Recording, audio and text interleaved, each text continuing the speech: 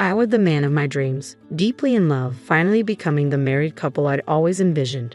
Our wedding ceremony, a culmination of my fondest dreams, was adorned with blessings from many. I imagined my parents in heaven rejoicing, but little did I know, tragedy lurked ahead. Their betrayal shattered everything. I'll never forgive them for what they've done. I'm Mary. Thomas, my boyfriend 2 years my senior, proposed to me, and at 27, we tied the knot. I lost my father in my youth and my mother succumbed to illness 2 years back. Through it all, Thomas has been my unwavering support, lifting me in my darkest hours. Our wedding, on the anniversary of 2.5 years together, marked the start of our joyous journey as newlyweds. With Thomas's demanding job, we postponed the ceremony until the schedule eased. On his days off, we visited the venue, laying the groundwork for our special day. With the date set, it was time to compile our guest list. I was blessed with an aunt and uncle who embraced me as their own daughter. After losing my father, they stepped in, showering me with cooked meals in place of my busy working mother. Their presence filled the void when she was away, ensuring I never felt alone. When illness struck my mother, they shouldered her responsibilities, sparing me the weight of it all. Even in the darkest moments, my aunt's gentle reassurances buoyed my spirits, urging me to hold on to hope for my mother's recovery.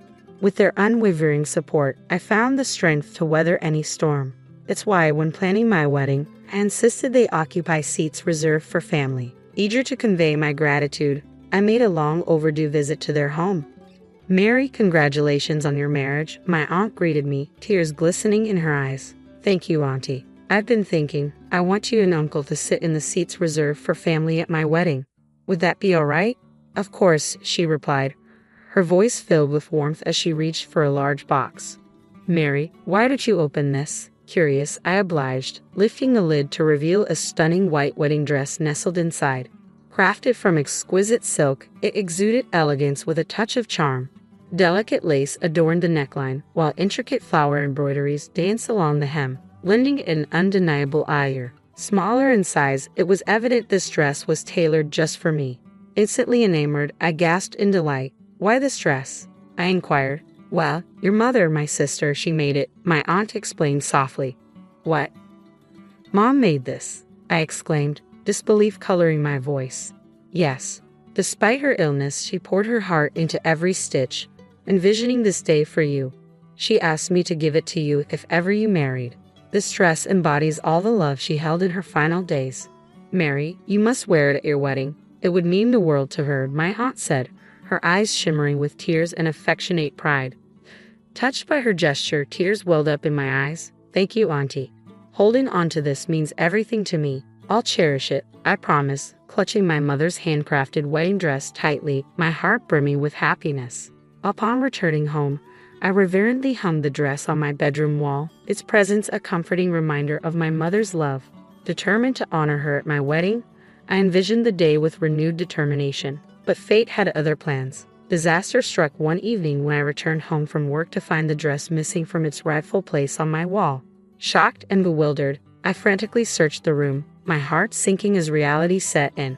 How could this happen? It was right here, I whispered, the weight of loss settling heavily upon me. In a panic, I reached for my phone to dial the police. Just then, my husband walked through the door. "Mary, what's wrong?" he asked, concern etched on his face as he hurried to my side. "My dress, it's gone. I had it right here," I sobbed, gesturing to the empty space on the wall. "I think someone took it." My distress seemed to startle my husband, and his response caught me off guard. "Oh, is that all?" he remarked casually, prompting me to question him further. "What do you mean, Thomas? Do you know something?" I asked, my voice trembling with uncertainty. His revelation left me stunned. "Well, yes. My sister mentioned she needed a dress for her upcoming wedding and wanted to borrow yours," he confessed. "What?" I gasped incredulously, realizing he had lent my precious wedding dress without consulting me. It dawned on me then that she had used the spare key from our mailbox to retrieve it. He handed my dress over to his sister without consulting me. I was beyond disbelief, my anger boiling over as I confronted him.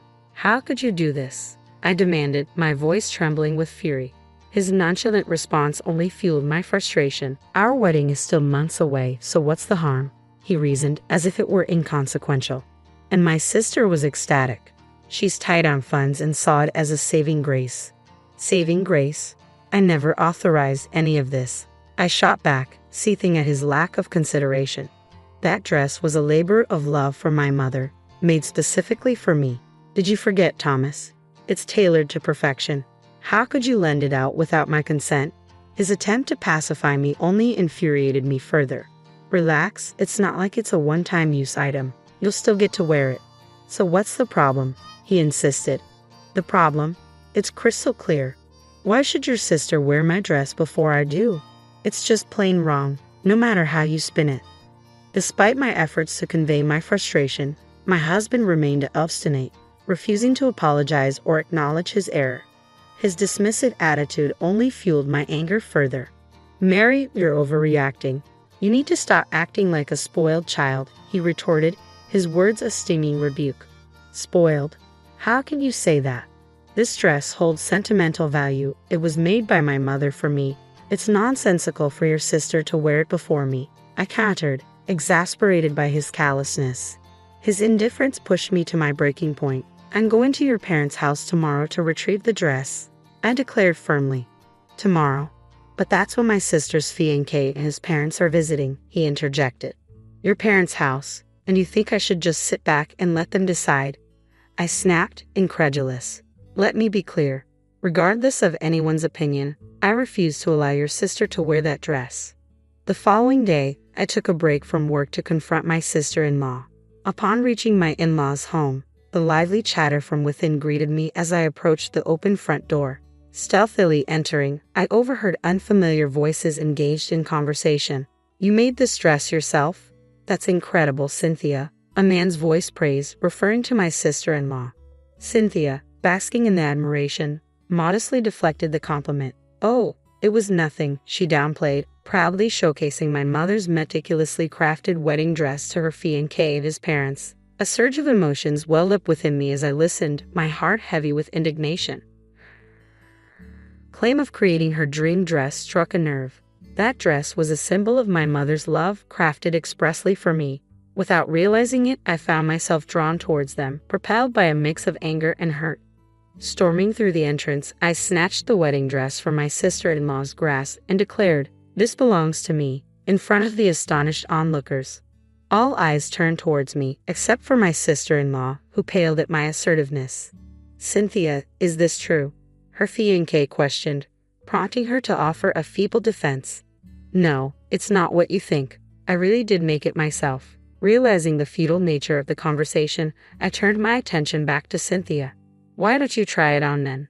My mother tailored it to fit me perfectly. It won't suit you. It was evident that the dress, designed for my petite stature, wouldn't flatter her taller, more athletic frame. What's going on? My husband's voice cut through the tension, finally making an appearance. My sister must have called him. He fumed, his face flushed with anger.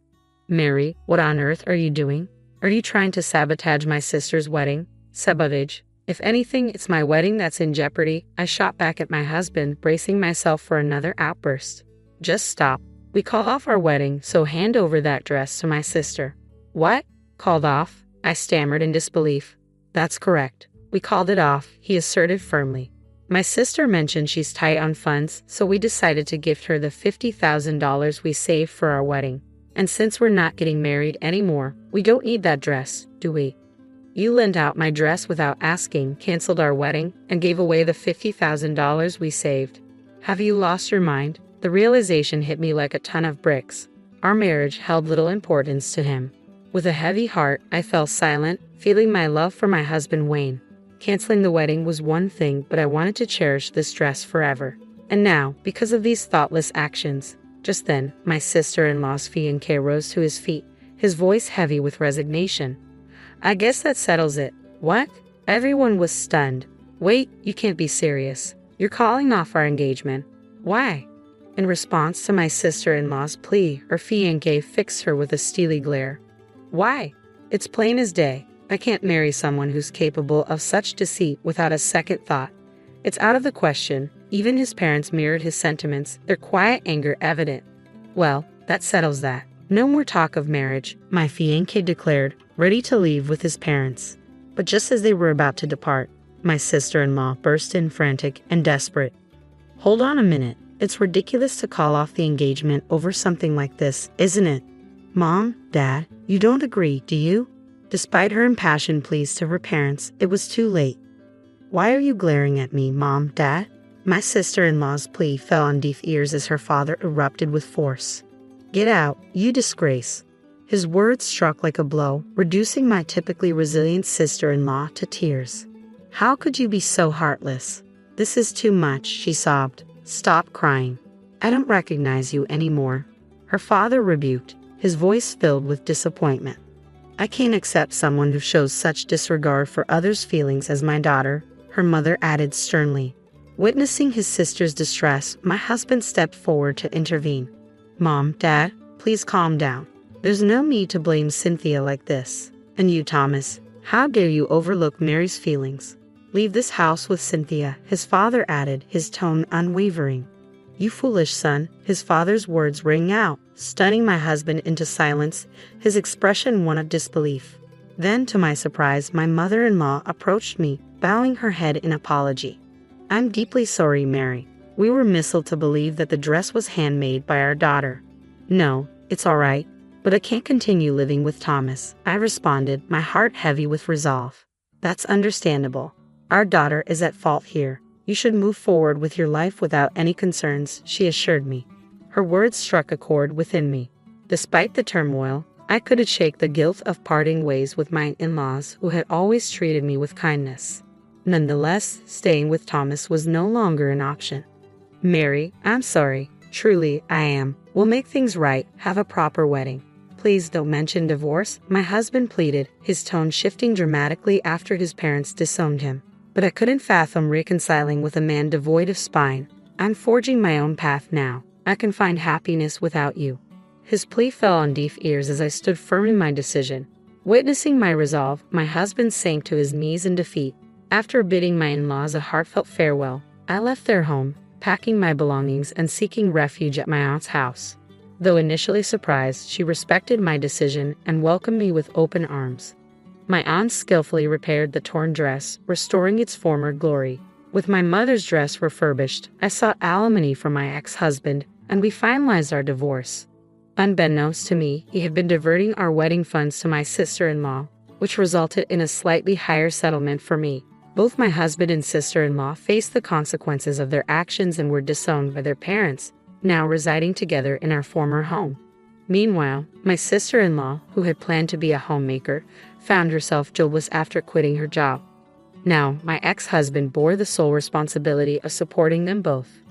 Reflecting on my experience, I resolved to be more discerning in choosing a partner if given another chance at marriage, ensuring a beautiful wedding while wearing my mother's cherished handmade dress.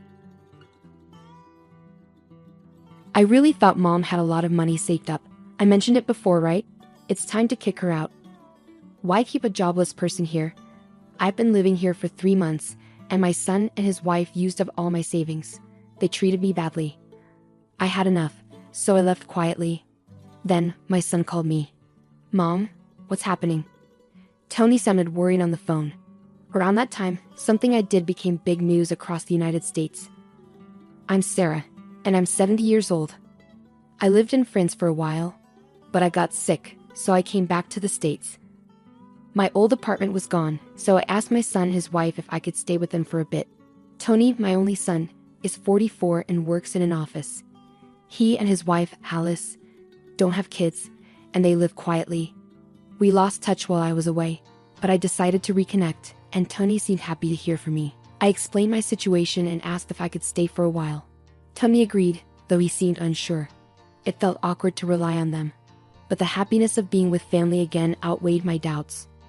With a mix of nerves and happiness, I took a taxi from the airport to their house. When I got there, Tony and Alice greeted me at the door. Tony seemed glad to see me, but Alice looked upset. I plan to stay here for a few months. My stuff will arrive later, I said, leaving my carry-on bag and heading to the living room. We talked about our lives, jobs, and my time in France. When Tony asked why I moved there, I just said, I wanted to enjoy the French countryside as I get older. Tony laughed, but Alice stayed unhappy. We also talked about my health issues. I've been dizzy a lot, and might have Meniere's disease. Sometimes I can't stand and feel sick when it happens.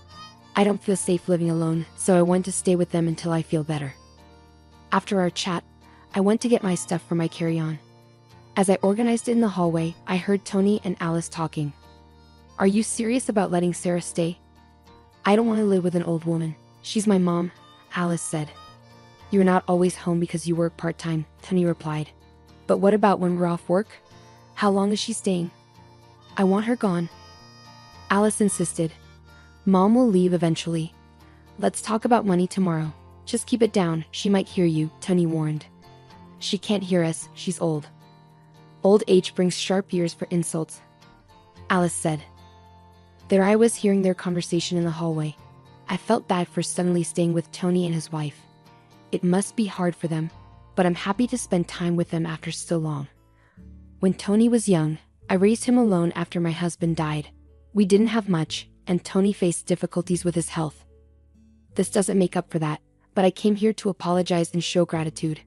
It's a shame I'm not welcome, but they have their own lives. I went to the guest room they gave me, trying to calm my anxious heart. The next morning, Tony went to work, leaving just Alice and me at home. While I was doing some crafting in the living room, Alice came up to me. "Hey Sarah, can you clean up this mess?" I looked around and saw fabric scraps and threads scattered about. "Oh, I'm sorry. I'll clean it up. Do you want to see what I'm making?" I showed her the small pouch I was sewing, with a little green turtle design. "It's a turtle pouch. I love turtles, so I make crafts with turtle themes. It even has a zipper on its shell," I explained. "That's nice, Sarah, but you can't stay here all day. Find somewhere else to go when I'm not working. You're in the way," Alice said, cutting me off, clearly uninterested. "But I get dizzy if I go outside too much," I protested. "I'll drive you to the nearby community center to stay during the day. I have things to do at home," Alice said firmly, without room for discussion. She added, "And while you're here, help with the chores. You're not just here to relax. Since we're letting you stay, do some cleaning and laundry instead of crafting." Stunned, I finally replied, "Okay," and slowly got up from the armchair. Despite feeling dizzy and sore, I ended up doing all the housework. Alice and Tony treated me like a housekeeper, and it seemed like Alice hadn't been keeping up with chores before I arrived. That night, when Tony got home, he asked, "Mom, did you bring your banking card?" He spoke with a smile. "I don't mind you living with us, but life costs money. Could you chip in?" I looked at Tony, nodded, and stood up. I took out my banking card from my handmade pouch and handed it to him. He checked it quickly, and his face tightened. "Wait, Mom, is this all you have saved? Any other accounts?" I replied, "That's all I have. I don't need much at my age. No chronic illnesses or anything." I smiled as the conversation continued, but Tony's expression darkened. "This isn't enough money, not even $10,000. You said you were living well abroad, so I assumed." Tony kept pressing me, asking if I had more money. When I said no, he sighed and slumped his shoulders. "Okay, I'll hold on to this cash for now. I'm doing you a favor by letting you live here, so this is the least you could do." After getting my account password, Tony took my bank and debit cards and left the room. That night, lying in bed, I could hear Tony muttering through the wall that separated our rooms. "This is disappointing. I thought Mom was wealthy. Our household is actually struggling financially. We shouldn't have let her stay. We gain nothing from having her here." They sounded confident, talking openly in the next room. Maybe they wanted me to hear them. In my cold bed, I fought back tears of loneliness and sadness. The next day, since Alice had a day off, she drove me to the local community center. When I opened my bag to continue my crafting, I realized I forgot the fabric I needed at home. I hesitated to ask Alice to go back and get it. Luckily, my dizziness wasn't too bad that day, so I decided to walk home to fetch it since I knew the area well. As I approached the house, I glanced through the window and saw Alice with a man I didn't recognize. They seemed very close, and I hesitated outside for a moment before deciding not to interrupt them. It dawned on me that maybe they wanted me out so I wouldn't interfere with whatever was going on between them. Back at the community center, thoughts of Alice and the man kept swirling in my mind, so I decided to call someone for advice. From then on, I avoided bringing up the situation and continued interacting with Tony and his wife as usual. However, whenever I left the house, I made sure to leave a red turtle pouch conspicuously on the living room side table. 3 months had gone by since I moved in with Tony's family. By then, I had essentially become the household's maid. When I was home, I had to do endless chores, and when Alice was around, I was sent off to the community center. Most of my savings had been drained by Tony, who had a gambling addiction. He spent most of his free time on lotteries and slots, likely stemming from financial hardships he faced as a child. At first, I tried to talk to him about it, but it always ended in anger. After enduring 3 months of hardship, I reached my breaking point. One night before a long weekend, I decided to address something I've been pondering. Tony, Alice, I want to thank you for letting me stay with you. Tony, I know I caused difficulties for you when you were young due to our financial situation. I apologize for any trouble I've caused, but I'm grateful. I presented a homemade turtle pouch from the table. It was green with a zipper on the shell. This is a token of my appreciation to both of you. I hope you'll accept it. To my surprise, neither Tony nor Alice showed any interest in my handmade gift. Mom, enough of that. Can't we access some funds from your French account or something? Tony suggested. I already told you there's no more money. Look, I put a lot of effort into making this. Can't you accept it as a gesture of love? Remember how happy you used to be when I filled the shell with candy and a bit of pocket money? Tony's irritation grew. I'm not a child anymore. I don't find joy in receiving something like this, Sarah. How much longer do you plan to depend on us? Frankly, it's irritating. Tony and his wife exchanged a cold look, appearing desperate. I asked Tony, do you remember Joe? He helped us out in that old apartment we lived in. What? I don't remember. Stop bringing up old stories, Tony replied sharply. A heavy silence settled between us as I held onto the turtle pouch tightly, feeling the paper inside. The next day, Tony and his wife went on vacation, leaving me behind. After our conversation the previous night, I had already planned to leave the house. I quickly packed my bags with the arranged carrier and sent them off to my home in France. I made sure to include the red turtle pouch in my carry-on bag. Leaving a brief note of gratitude and farewell on the table, I walked out of the house where I had stayed for 3 months. After leaving the house, I didn't immediately return home. Instead, I stayed in a hotel in the US for a while. I had matters to attend to, and I figured Tony and his wife would reach out to me eventually. True to my expectations, about 2 weeks later, Tony called. Mom, what's the deal with the turtle pouch? It's yours, right? Tony's voice sounded frantic over the phone. Oh, you noticed? I replied calmly. I wasn't surprised when I saw the news on TV about the turtle-shaped pouch. Inside it was a check for $1 million. It was my way of expressing gratitude for all they'd done and apologizing for any trouble I caused them when Tony was young. Some might think it shallow to make amends with money, but I had dreamed of this day for over 40 years, saving up bit by bit. Before meeting Tony after so long, I did some research and discovered he was in debt. He had tried to clear his gambling debts by gambling more, only to sink deeper. Despite having a steady job, he couldn't break free from the cycle. I simply wanted him to pay off his debts and find peace. However, they refused my gesture, forgetting the kindness they had once shown my family. So I decided to split the $1 million check into smaller amounts and donate it to charities and welfare organizations across America. I placed the donations in the handmade turtle pouch and sent them anonymously. The turtle pouch became a sensation, making headlines and trending on social media. Alice, isn't that the turtle pouch? Someone commented online. Yeah, looks like it, another remarked. Yes, that's the one. I was planning to give them filled with money too, I replied. I see. Well, he could have just told us. We would have accepted it. If you didn't want my feelings, then you don't need my money either. Tony's voice was angry over the phone. It's my money. How dare you deceive me? Give it back, he demanded. I couldn't bear to listen to Tony's anger any longer, so I pulled the phone away from my ear. After a moment, I spoke. All right, calm down. You're giving me a headache. There's one more turtle. And if you really want it, it's yours. Tony eventually settled down and insisted on having the turtle. We agreed to meet later at a cafe. On the appointed day, I brought the last red turtle in an envelope to our meeting spot. Tony and his wife were already there, demanding the money before I even sat down. When I silently pulled out the red turtle, Tony snatched it immediately, unzipping its shell.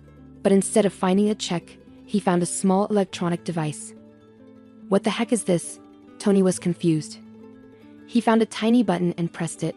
A voice started playing, and Alice, standing next to Tony, turned pale. Seated next to Tony, Alice's expression changed as she heard a voice recording. It was her own, speaking warmly with another man who wasn't Tony. What is this? Why? What's happening? Alice seemed to finally understand that it was a recording of her having an affair at home. She tried to grab the recorder from Tony's hand, but he held on tight. While they struggled, I opened the envelope. I brought out several pictures and laid them on the table, showing Alice cheating with another man at home. Faced with undeniable evidence, Alice was flustered and kept asking, why? Why? Tony picked up the photos one by one, studying them closely. Something didn't feel right since I arrived at your house. A friend suggested I hire someone to find out, and even offered to cover the costs. Why would you do this? What's wrong with you? Alice's voice trembled. Well, you're my son's wife. It's heartbreaking to think family would deceive each other. Maybe you'll understand when you're older. Fate brought me here to uncover your infidelity, Alice. Have you been lying to me this whole time? Tony's disappointment was evident in his voice. Tony, when did this start? You have secrets too. If you're saying she cheated, you need to admit your mistakes, Alice argued. I never cheated, but what about the money you owe? Tony went quiet, and Alice took her turn to speak. What about you spending all your money on gambling? I only use the money I earn, and you have a part-time job, so you should have some savings, Alice replied. As I listened to their argument, it was obvious this couple had been holding on somehow until now. Both of you are broke. Tony, you owe $40,000. Alice, you've been giving all your earnings to your other person. I had someone check your finances too, I interrupted. Both Tony and Alice were really surprised, and they started yelling at each other. I was stunned when I found out about the investigation results. This couple was really close to running out of money. Listen, if we get Mom's money, we can pay off the debt. So just give it to us already, Tony insisted. I already gave away all the money. The only thing left is this red turtle statue, I clarified. He spent all my savings on gambling, remember? Tony accused Alice. What? No way. All of it? Alice's eyes widened in shock. In a fit of anger, Tony lunged at me across the table. Other people in the cafe started paying attention, and the staff rushed over. The $1 million was supposed to be mine. It's mine. Give it back, Tony shouted. Soon, the police had to be called to calm Tony down. After they talked to him, they kindly escorted me back to my hotel because I was worried about Tony's aggressive behavior. A week later, Tony and Alice's relationship had fallen apart completely because of the affair and money problems. They got divorced. Tony, now single, got even more caught up in gambling and debt. He was caught trying to steal money from his job and was fired. To make things worse, his angry outburst in the cafe was recorded and shared on social media, making it hard for him to find another job. Unable to face the embarrassment, Tony cut off all contact and disappeared. After the divorce, Alice didn't have anyone to depend on, so she moved into an old public housing unit and lived alone. Just as I was about to make a donation to help rescue turtles, a post I made online joking about my own turtle went viral. Alice started experiencing harassment and stalking because of it, which eventually spread to her part-time job and got her fired. Even the man she was having an affair with got tired of her and left. Now she doesn't have any income and is relying on temporary assistance for needy families. After that, I went back to my home in France. Once I finished unpacking in my apartment, I changed into a dress smoothly. While I was going over some work documents, I heard a noise at the door. It seemed Joe, my roommate, had come back home. Hey, Madam President. Welcome back. How was your trip to America? Joe greeted me with a smile as he hung up his coat and put down his bags. Hey Joe, I'm back, and look, I brought back so many souvenirs, I said excitedly. Wow, all my favorites. Thanks. I'll bring some to the storytelling event at the community center tomorrow, Joe said happily. Joe carefully examined each souvenir on the table, his face glowing with delight. After we both got back on our feet, Joe and his wife moved away for work. Years later, we unexpectedly met in the city, and I started helping with a support program for people in need that Joe had started. By then, Joe's wife had passed away, and we began working together as partners in both business and life. I've been leading the organization since Joe retired a few years ago. What began as a small initiative by Joe and his late wife has grown into a large international organization over the past 30 years. Currently, our focus is on helping single moms raise their children. A few years ago, we moved to France to study their advanced support systems. While we've become well known in France, we're still not widely recognized in America. I plan to expand our activities there soon and wanted to spend some time with Tony and his family just as a mother before they found out about my work.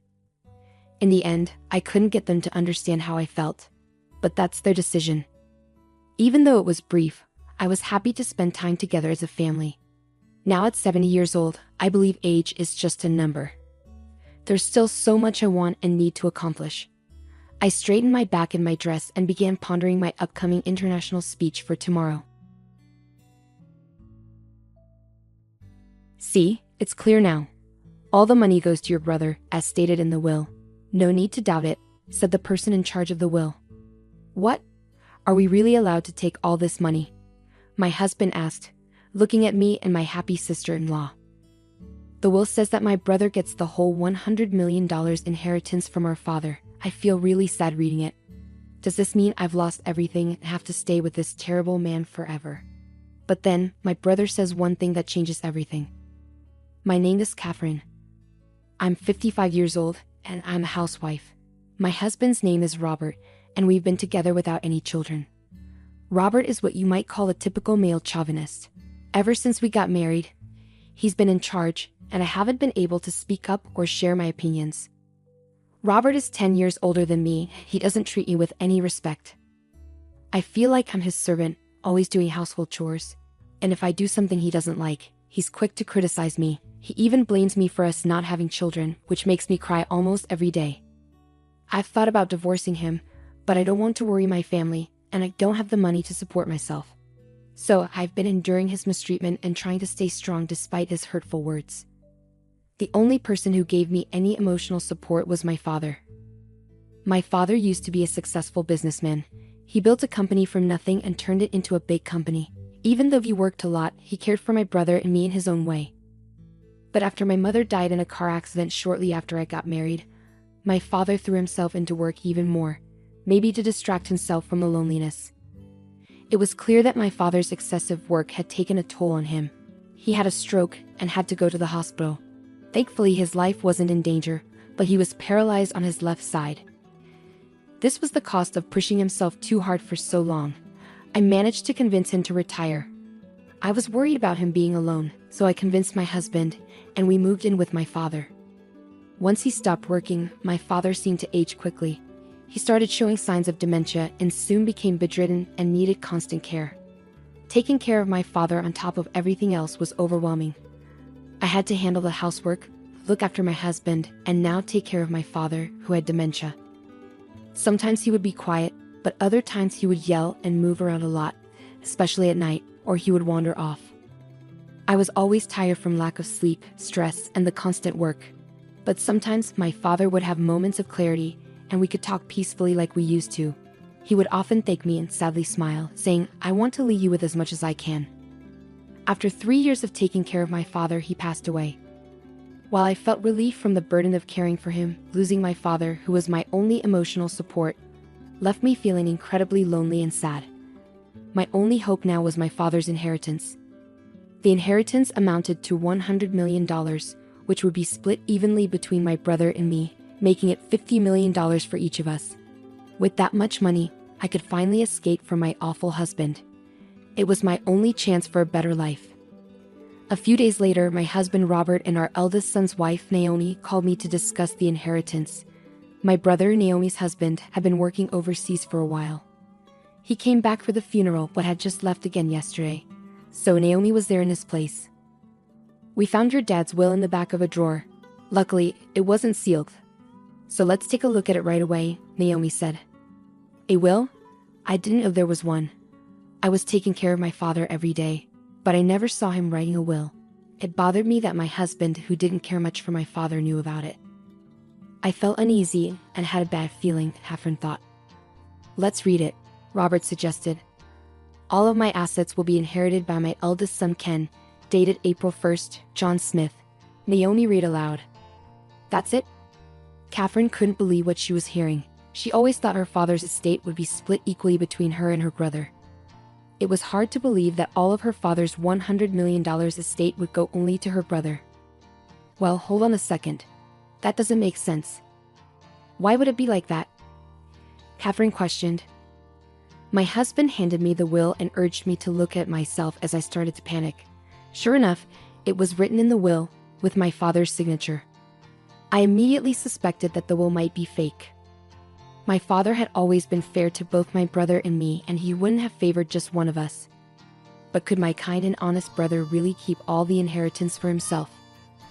As I pondered this, my brother's wife burst into laughter. Wow, we get to keep all of his money. It feels a bit wrong, but if that's what he wanted, we have to respect it, right? She said. I couldn't accept this at all. As I held the will silently, both my husband and my brother's wife glared at me. Hey, are you doubting this? If so, you can bring in a handwriting expert or something. Just because it's inconvenient for you doesn't mean you can start doubting it. You really have a bad attitude, my husband scolded. I'll do that, Catherine murmured quietly, deciding to have the will checked by an expert. To my surprise, the results showed that the will was undoubtedly written by my father himself. I was disappointed and fell into despair, thinking about the past. I had spent my life taking care of my husband and my father, enduring my husband's anger and hurtful words. It was painful, but the time I spent with my father was happy. I believe he cared for me too. The thought that my beloved father didn't care about me was more shocking and unbearable than not receiving the inheritance. I might have to leave this familiar house and land because they are part of my father's estate. My hope of divorcing my husband also seemed impossible now. When I told my husband about the appraisal result of the will at home over the weekend, he sneered at me with a self-righteous face. That settles it. All the inheritance goes to your brother. Don't go meddling in things anymore. The will was real. Always doubting, you worthless wife, he said, leaving the house after saying those words. Lately, my husband has been spending a lot of time away from home. He comes home from work very late, and he's often not home on weekends like this. I found it suspicious, but I tried to avoid seeing my husband as much as possible. Surprisingly, I felt relieved. Despite my husband's objections, I wanted to talk to my brother directly about the inheritance. Even though he worked overseas and was always busy, he was a kind and dependable person. I made sure beforehand that he wasn't too busy, then I gave him a call. After exchanging some brief greetings, my brother once again apologized for leaving the care of our father entirely to me and thanked me for handling the funeral and various procedures. Don't worry about it. By the way, Robert, about Dad's inheritance, was it always decided that you would be the sole heir? I tried to ask casually. It was hard to bear the thought that maybe I wasn't loved by my father, but I wanted to discuss it properly. Huh? What do you mean? All of the inheritance goes to me, my brother sounded surprised. I thought Naomi had told him, but it seems he was hearing about it for the first time, but the will was genuine, so the result wouldn't change. I explained the situation to my brother. I see. So the handwriting on the will is definitely Dad's, and that's all it said, huh? Got it. I'll need some time to think this through. I'll get back to you. I'll also make sure Naomi doesn't do anything until I've made a decision, my brother said before ending the call. I waited patiently for my brother's next move, feeling both intrigued and hopeful. A few days later, my brother contacted me again. He suggested that I look into Naomi's suspicious activities by hiring a private investigator. He also advised me to claim my rightful share from him. This legitimate share is the minimum amount of inheritance guaranteed to a family member, based on their position in the family. In my case, I could claim a portion from my father's $25 million inheritance. Even though the will said all the inheritance should go to my brother, this legal provision would still entitle me to inherit $25 million. However, my husband and my brother's wife were not happy with my decision. The decision has already been made. Don't mess it up now, they protested. But there was more to my brother's advice. I'm not asking for the $25 million. All I want is this house filled with memories of our father and the land. The total estate is worth $100 million, but the real estate property is only worth $10 million. I'll give up all the rest of the inheritance to my brother. Still, the two of them continued to argue. If this continues to escalate, my brother has instructed me to hire a lawyer to join the discussion. If it comes to that, I'm sure I'll inherit $25 million exactly, I asserted confidently. My husband and Naomi fell silent. Eventually, it seemed like they realized it was more beneficial to settle for the $10 million worth of real estate. We finally reached an agreement on how to divide the inheritance. A few days later, I received the results of an investigation I had requested about Naomi from a private investigator. I immediately contacted my brother. After many ups and downs, we successfully completed the process of inheriting our father's estate. My brother Ken rushed from abroad to help during the process. I inherited the family home and land, valued at $10 million. My brother inherited the rest of the estate, which amounted to $90 million. Naomi and my husband seemed pleased with how things were going as they had hoped. After finishing the inheritance process, the four of us left the law office and went back to our father's house. While enjoying a cup of tea in the living room, my brother spoke up, placing his smartphone on the table. "Great job, everyone. Now that we successfully inherited Dad's estate, there's something I want to discuss," he said with a smile. With that, he took out a document from his pocket and laid it out on the table. The expressions on my husband's and Naomi's faces turned pale as they read the contents. The document was titled, "It's a Will." At the end of it, there was my father's signature and stamp, dating back about 5 years ago. "This is a will that Dad gave to me when he was still working.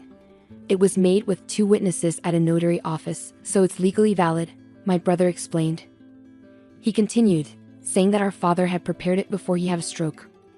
With his wife already passed away, he wanted to ensure his children would be taken care of if anything happened to him.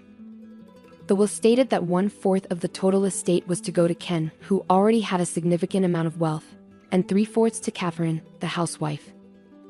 My brother gently held the will, explaining that our father had been clear about not changing it. He had stated in the will that any changes must have a reason stated, otherwise they would be considered invalid. It seemed our father, knowing the size of his estate, had prepared early to avoid any family conflicts. He was really pushing himself at work. I think he was considering all sorts of things like what would happen if he fell gravely ill or became senile. My brother said, his hand caressing the will.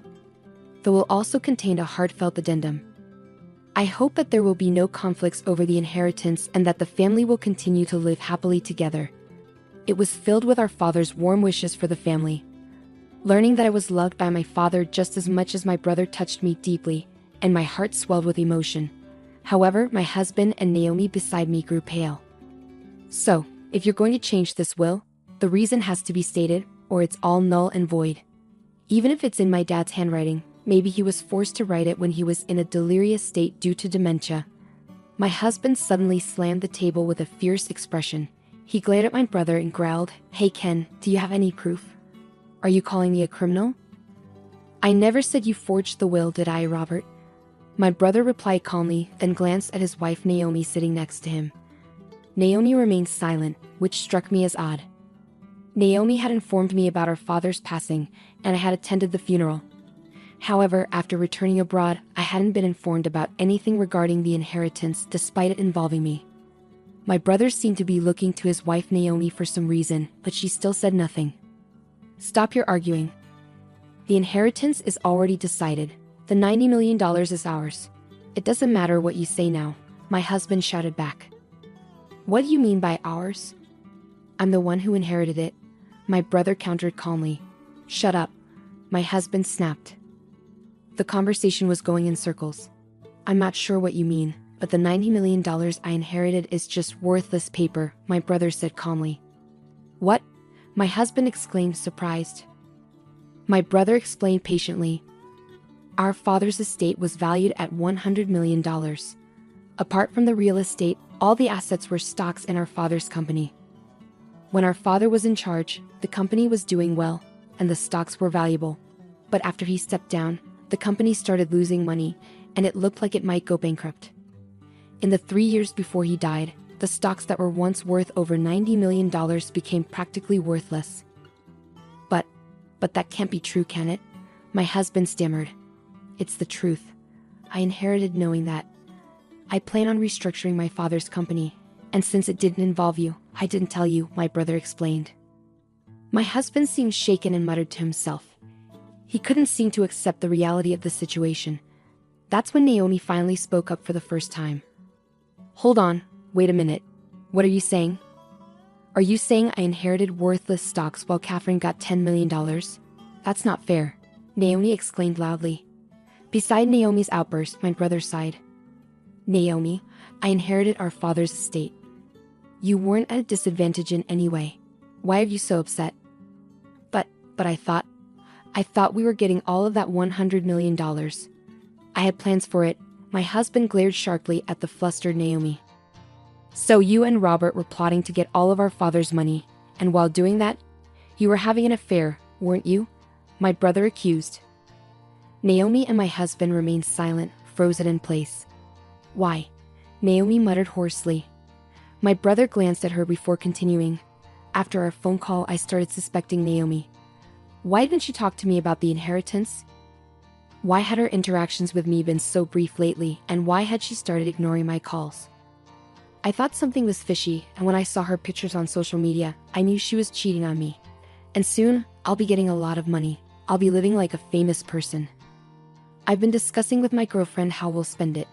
She said we'll have a blast when we get the money. I'm thrilled. But Naomi, I don't recall talking about this with you. I wonder who this girlfriend is. No, wait. You're misunderstanding, Naomi interrupted. Ignoring his confused wife, my brother brought out a bait envelope. He took some photos out and placed them next to the will. They showed Naomi and Robert going into a hotel together, looking very close. It was obvious they were in a tight relationship. I've been overseas, you know. I hired a private investigator to look into things because I was curious about your girlfriend, my brother said, showing the solid proof. Naomi started trembling. Looking at Naomi's affair partner, my husband, I noticed he was furious, completely red-faced, which was quite different from the pale Naomi. Curse you, poking around like some creep. What's all this nonsense about your silly will in these photos? It's absurd. My husband exploded. Stop. Suddenly, Naomi raised her voice. She approached my brother with a fake charm, like a bad actor. Hey, you're mistaken. It's all a mix-up. It's all Robert's fault.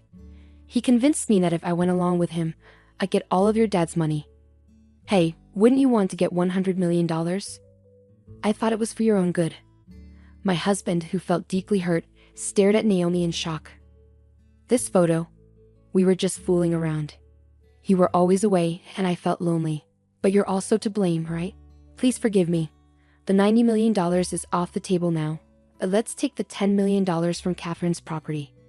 Did you fake the will? I asked. Huh? No way. Robert did it. He said it was simple and had it written by your dad. Look, it's not my fault, Naomi explained. When the truth about the fake will came out, my husband got furious and tried to attack Naomi, but my brother stepped in quickly. You jerks. You've got nothing on me. You'll pay for this in hell. My husband yelled, kicking a chair. While he raged, my brother calmly watched and casually took out his phone. Oh, looks like my phone was recording the whole time since we got home. I forgot to turn it off. My husband went pale and fell silent. By the way, I didn't mention it earlier, but this room has security cameras that record everything. I installed them because of Dad's bad memory, just in case something happened, my brother added. In the quiet room, only my brother kept speaking. Forging a will is a serious crime. Your earlier threat could get you in legal trouble.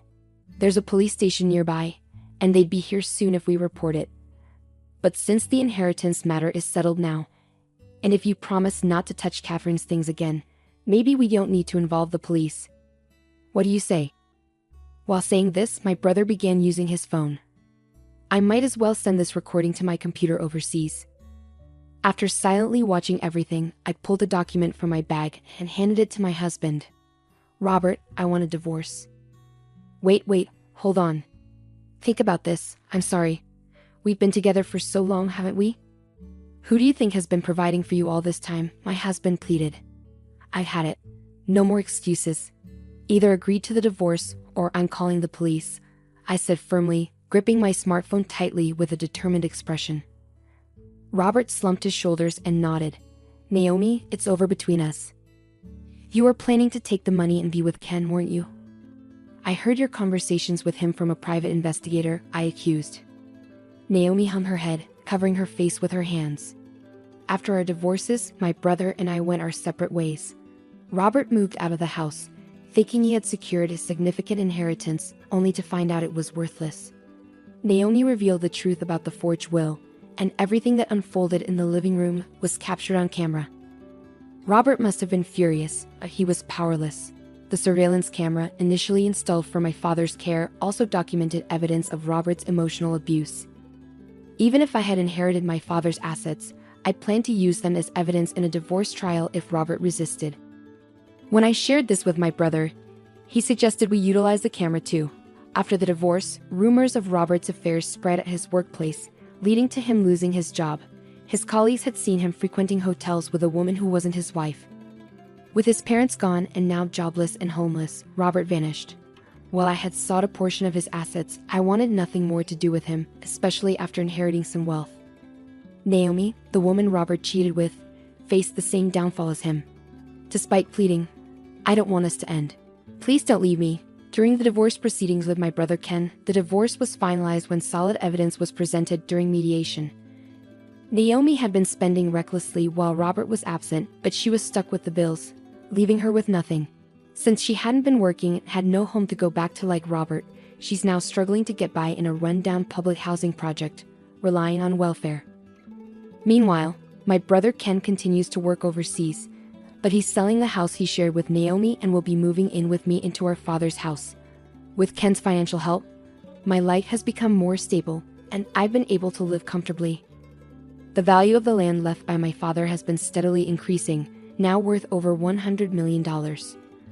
Free from the responsibilities of caring for my dad and the emotional abuse from my ex-husband, I'm finally living a peaceful life, with time for myself. Alone in a spacious house, I started to think about how to make the most of it. Around that time, I watched a TV show about foreign exchange students staying with host families, and it gave me an idea. I decided to open up my spare rooms for rent. I offer affordable rooms to college and exchange students, and now my house is bustling with life. We share meals, play games, and help each other with schoolwork. It feels like we're one big happy family. On days when I have some free time, I enjoy reading books at the local library. Since I don't have kids of my own, and my marriage had drifted apart, I used to worry about being lonely after losing my father. But now, my days are filled with energy and joy. Even at my age, it's fulfilling to connect with young people and give back to the community in my own small way. There were times when life seemed too hard to handle, but now I have my brother, my roommates, and the people in my neighborhood to share life with. Every day is filled with contentment and happiness. I'm grateful for